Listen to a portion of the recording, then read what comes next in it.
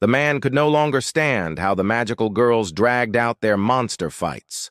Furious, he decided to become a magical girl himself.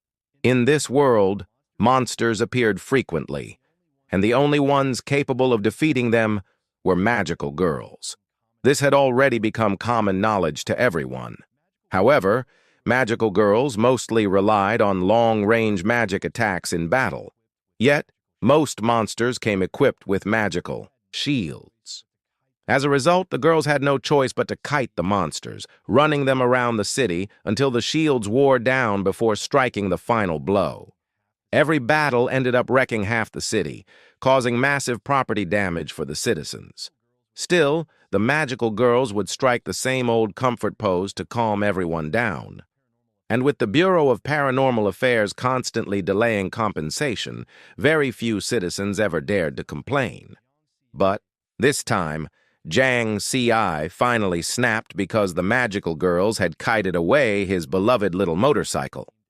Just then, a clueless contractor named Amyo mistook him for a girl and asked if he wanted to become a magical girl, complete with full benefits, free meals, and a government-backed iron rice bowl.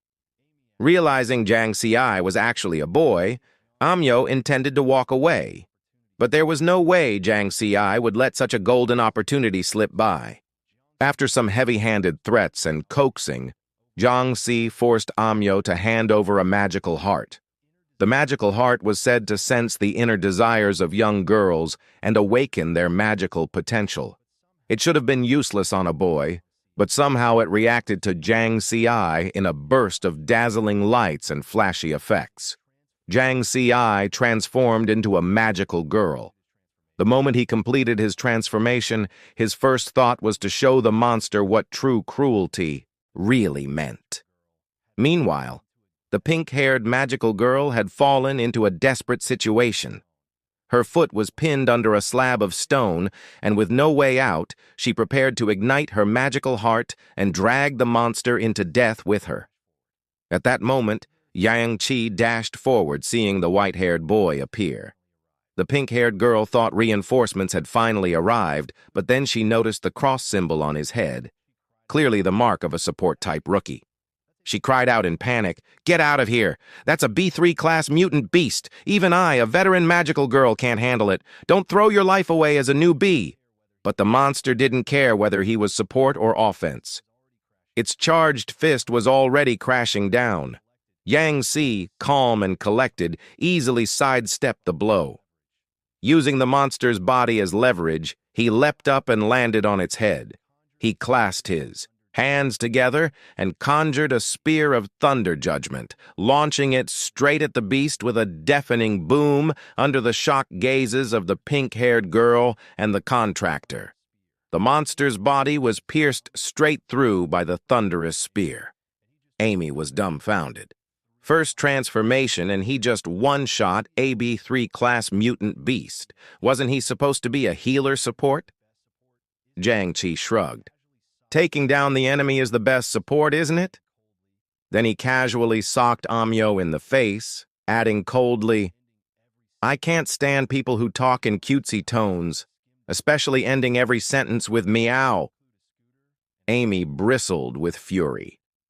"Listen, now that you're a magical girl, you must obey your contractor. That means me. Those are the rules. Meow. Don't think being strong makes you the boss here. And remember, your magic has no effect on contractors." But after Jiang Ci's round of tough love education, Amyo quickly realized who the real boss was. Reluctantly, he pulled out every single valuable he had on him. Jiang Qi picked up a key card and asked, "What's this?" Amyo explained hurriedly, "That's a dorm card from magical girls. Every city bureau provides official housing for them, and contractors live there too for supervision.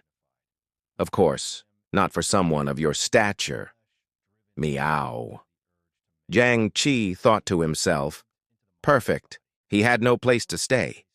And now that he was a magical girl, he could just move into the dorm without bothering to hear Amy's protests. He grabbed the little contractor and forced him to lead the way to the dormitory. Meanwhile, the pink-haired girl, finally free, was frantically searching for Jiang Ci. She still couldn't believe a rookie who had just joined could slay a Hyla mutant beast. With no trace of him in sight, she decided to absorb the monster's magic first and return it to him later. Then it hit her. Where was Mr. Bobby? According to protocol, a contractor had to be present during absorption to scan and confirm the kill. On the other side, Jiang Ci was soaring toward the dormitory with Amyo in tow. Didn't the news say all contractors can fly? Why are you scared of heights? Individual differences. Meow. Ugh. We're here, boss. It's the pink-roofed building below. Spotting the target, Jiang Ci immediately swooped down for a landing. Amyo exhaled in relief, finally touching solid ground. By the time they arrived at the magical girl's dormitory, Jiang Ci's transformation had already faded. Seeing how luxurious the magical girl's dormitory was, Jiang Ci nodded in satisfaction. But Amyo panicked. You can't change back. Your identity as a male must never be exposed. Meow. Among contractors, there was an ancient prophecy. One day, an extremely self-centered and violent male would awaken the magical heart, something that should only respond to females. Empowered by it, he would ultimately bring destruction to the entire world. Yang Qi thought for a moment and muttered, extremely self-centered and violent. Doesn't sound like me. Amy pressed on. Either way, you must never be discovered. If anyone finds out, the entire contractor world and the magical girls will come hunting you down.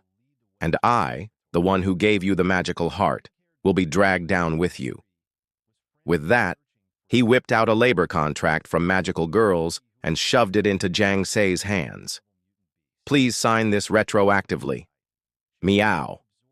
Normally, the contract should be signed before transformation, but if you sign now, we can officially register you in the bureau system, and it'll be easier to keep your identity hidden. On her way home, the pink-haired girl received a message from Amy Al. It confirmed that Jiang Qi had been assigned as a new magical girl and warned her that the new recruit was shy, so she should avoid too much interaction. Delighted to hear she had a new colleague. The pink-haired girl's mood instantly brightened. Humming a little tune, she pushed open her door, planning to return the magic she had just absorbed to Jiangyi. But the moment she stepped inside, she saw what looked like a flasher casually lounging on her sofa sipping tea. She froze completely dumbstruck. Then without warning, she fainted on the spot. Amyo sighed helplessly. For a girl like her, this was a bit too much of a shock. Later, when Jiang Ci casually explained that he was only staying there to take care of his younger sister, a temporary recruit, the pink-haired girl actually believed it, proving just how naive she was. She even patted her chest with determination and declared, I'll make sure to teach your sister proper combat magic so she can become a qualified magical girl as soon as possible. Yang Ci snapped, You couldn't even beat that monster yourself. And you think my sister, who actually won, needs your guidance? Just don't hold us back next time. The pink-haired girl fumed. Why? You're not even a magical girl. What do you know? Jiang Ci replied calmly. I've watched your battles. All of you just spam long-range magic, but monsters usually have magic shields. Oh, you end up running them all over the city until the shield wears down, then finish them off. But you should have noticed the shield only blocks magic, not physical force. So why not infuse magic energy into a physical weapon and strike the monster directly? The pink-haired girl's eyes lit up so it can be done like that. Amy blurted out, This guy looked like he only knew brute force, but he's actually got brains. Of course, Jiang Ci immediately rewarded him with another fist of love.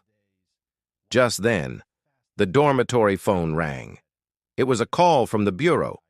They reported that the damage assessment from the monster attack was complete, and the magical girls who had fought needed to come verify the results on site. The pink-haired girl was stunned. Damage reports usually take several days. Why is it so fast this time? She turned her head only to find Jiang Si Gon, replaced by a so-called little sister who had suddenly appeared. Jiang Si casually lied. "My brother had something to do. Let's head out quickly." The pink-haired girl glanced at Jiang Si's transformed form. He looked much smaller like this. Who would have thought that rough guy actually had such a cute little sister? She couldn't resist and reached out to pinch Jiang Si's cheek. Jiang Tzu asked blankly, "What are you doing?" Flustered, the pink-haired girl quickly let go. "Ah, sorry. My body moved on its own."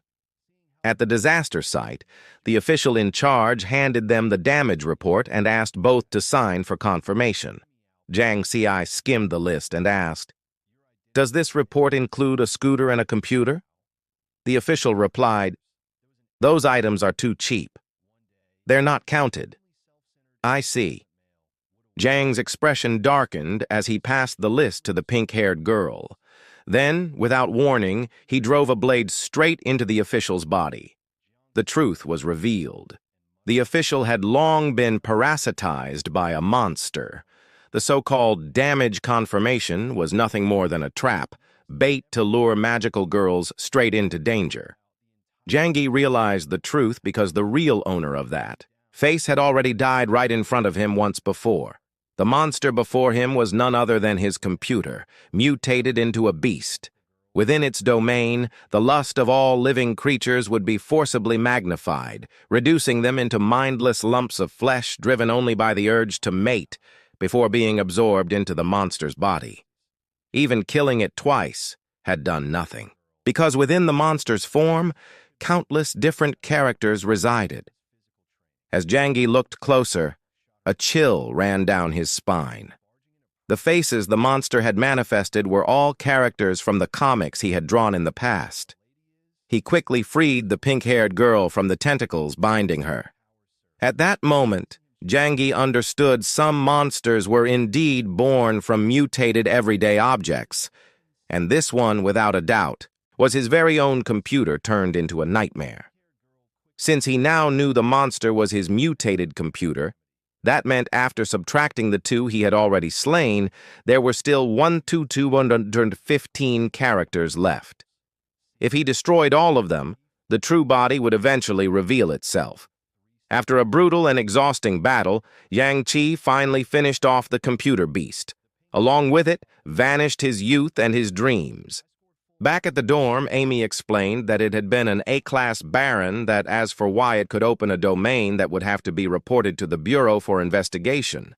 After absorbing the monster's magic, Jiang Si's powers surged, raising him straight to Bud, Stage 1. Staring at the object in his hand, he frowned. "Why does this broken sandbag look like this, and what the hell is Bud Stage 1? The pink-haired girl quickly explained, "You just absorb the magic of that calamity. The magical heart evolves in form as your power rises. The Bureau uses this to rank magical girls in 5 levels. Seed, bud, leaf, budding, and flower, each with 3 stages." Joni raised a brow. "Huh? You actually know quite a lot." The pink-haired girl puffed up proudly. "Of course I scored full marks in magical theory."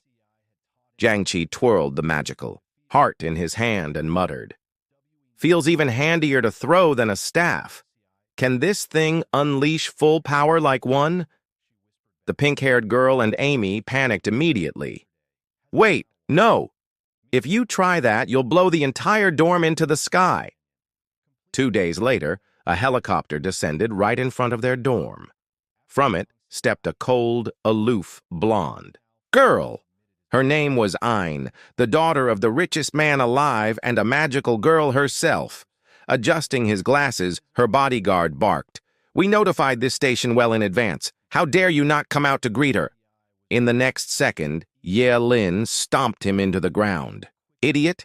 Who told you to announce my arrival? I came here specifically to see how these commoner magical girls train in their daily lives." Aylin strode into the dormitory only to find Jiang Si and the pink-haired girl doing physical exercises. She immediately stopped them.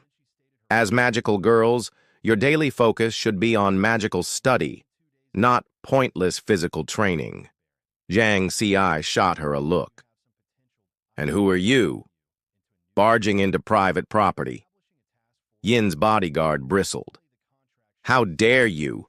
We don't even know who Our Lady is.